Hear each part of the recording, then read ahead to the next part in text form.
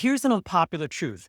There's one meeting that you just can't afford to pass up. I'm talking about your one-on-ones with your direct reports. I want to run through 5 myths that I find from most of the $1 million to $6 million business owners I work with. And look, I understand this. I've done this for small companies like $40 million small, and then larger companies up to $700 million.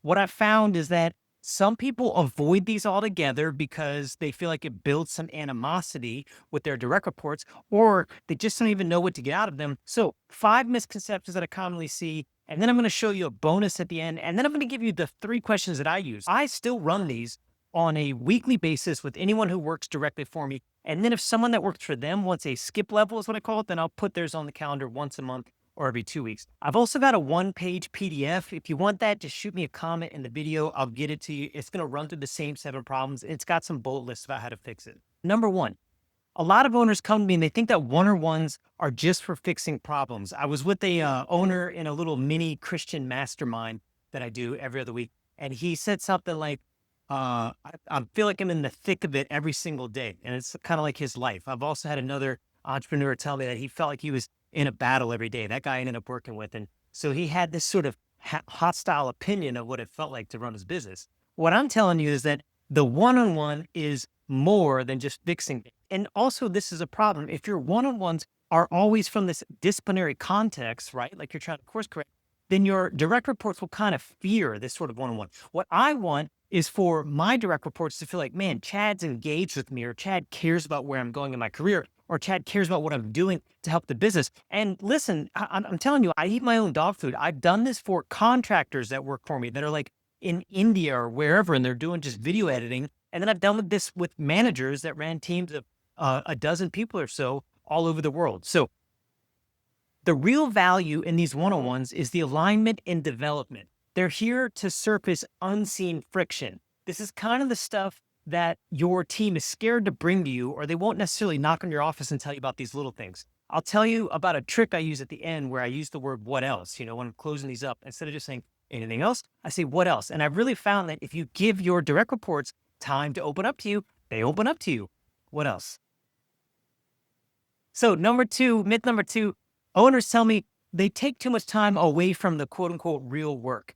And I'm telling you, I disagree. What's that old story about the 2 guys that are chopping wood? And one of them's a young dude and he just chops 8 hours straight. And he's always chopping. Another one was like an older man.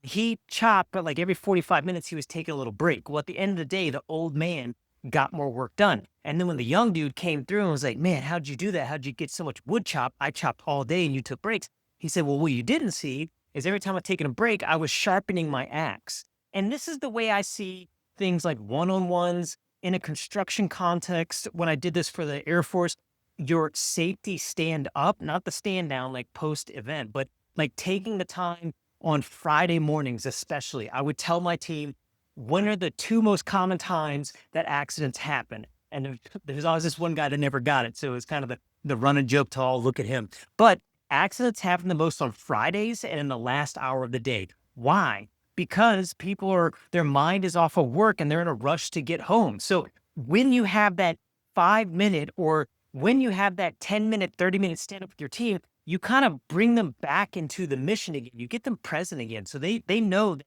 you're focused on them and that you care. It just brings this sort of reality back to the work environment. It's not just this dredge that they have to get through to turn a dollar. Does that make sense?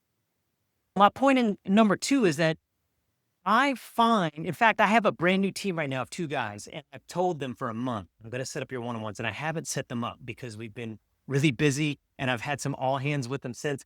But I've found that when you make it a point to put that on the calendar and you sit down with them, the whole dynamic changes. So it's instant demeanor change. It's instant attitude change. It's instant respect change. Like you want your guys to know that you're in the thick of it with them, right?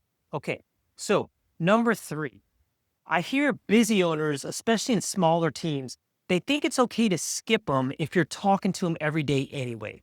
The problem with this is when you get into a flow of things, you get into a cadence, you kind of only talk about what you guys expect to talk about during the day. So I'm going to give you the real list of questions at the end of this, but normally I'll sit down with a direct report.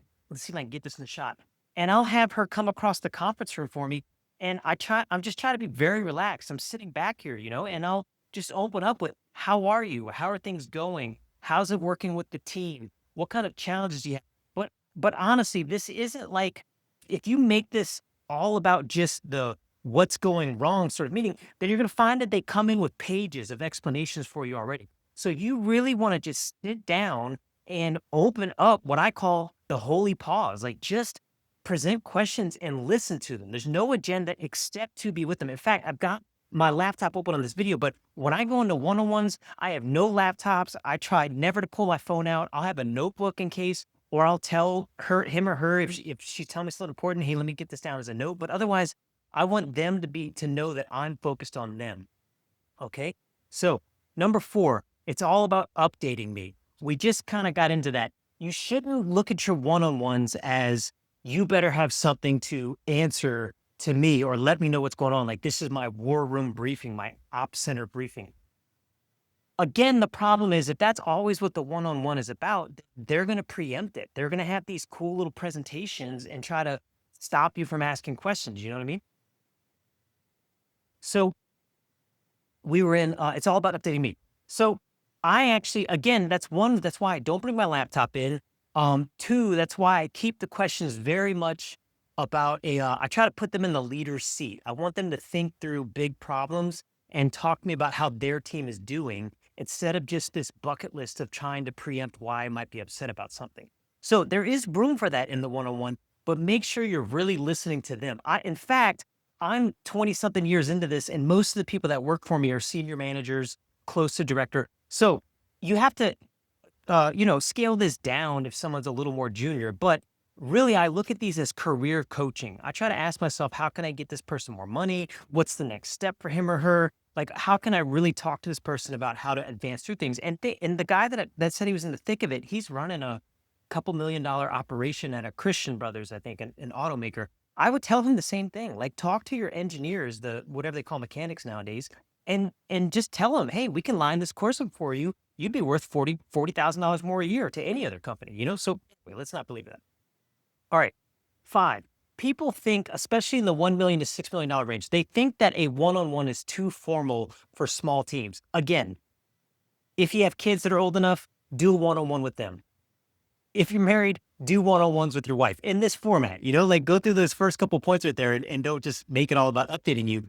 But understand that it's never too small for the one-on-one. In fact, that team that I just inherited at this $100 million company was a totally separate department. I do revenue operations by trade. So they asked me to take over their order management team. It's 2 guys there. And so even with these 2 guys, I still go in, I take my quarterly business review slides, and I point it down at them, and I show them. I still do one-on-ones with them, and I still ask them the same questions, because remember, even if someone is not managing someone like these guys, they still have stakeholders, right? Everyone's got customers or people that are relying on them for some kind of deliverable. Does that make sense?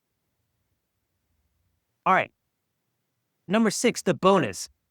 The next worst thing that I see people do is they'll say, I don't need structure. So they say, all right, Chad, this is a great point. They put it on the calendar, and then they just sit down. What's going on? Tell me about yourself. 1, they're asking the wrong questions. Anything else? 2, their heart's not really into it.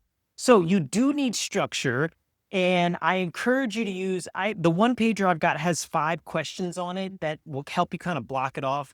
I go off script real quick. So I have 3 questions, and I'll just run them past you, but I encourage you to leave the comment here. If you say, hey, send me that one pager, we'll connect in our inbox, and I'll get you there. But what I tell them is, what's been working well for you this week? How are you? And that's really an open question. I want to get them into a positive state of mind. I want them talking about the good things, and not just immediately focus on damage control. And then I ask them, this is the important part, because this is your job as a leader, to like buffer them away from leadership above you or actual blocks they have. I'll say, are there any pain points or blocks that I can unblock for you? And that's, if I could go a whole quarter for my whole team. And now keep this in mind, I'm an ops guy. So I work for visionaries that need to get things done. My superhuman strength is to unblock problems. So in fact, if you are one of those visionaries that's struggling with your leadership and want to do the leadership reset with me, reach out to me on the website, click the Start Your Reset button. It's a Work with Chad link. It'll say Start Your Reset. That's it. If you want the Swiss Army knife in your pocket to unblock all your problems, let me know. That's how we work together. But that is my superhuman power. That's what I've been doing for 20 years in both the military and the corporate world. And that's how I can help you here. But I asked him any pain points that you're experiencing that I can unblock for you. And normally that means something like I'm having difficulties with so-and-so this level above me and they don't have sway, or I keep nagging or pestering this other department and they're not listening to me. From a more flat organization like the builder that was at 6 million, a lot of times we talked about the fact that he needed a project manager, like an ops guy himself, to hire on board full time. So that's blocks. That's things that you work together to unblock. And then thirdly, I asked them, how is your team doing? So I really want them focused. I know this sounds counterintuitive because it's a one-on-one with her, right? But I want her focused on her team. I want her thinking about what's working well for Jim, what's not working well for John, and then we can work through disciplinary plans, et cetera, or coaching plans, et cetera. But I want them focused on their team and not just focused on themselves. And you find that some magical things happen. So if you like this video, I want you to hit like or subscribe, and I'll see you in the next one.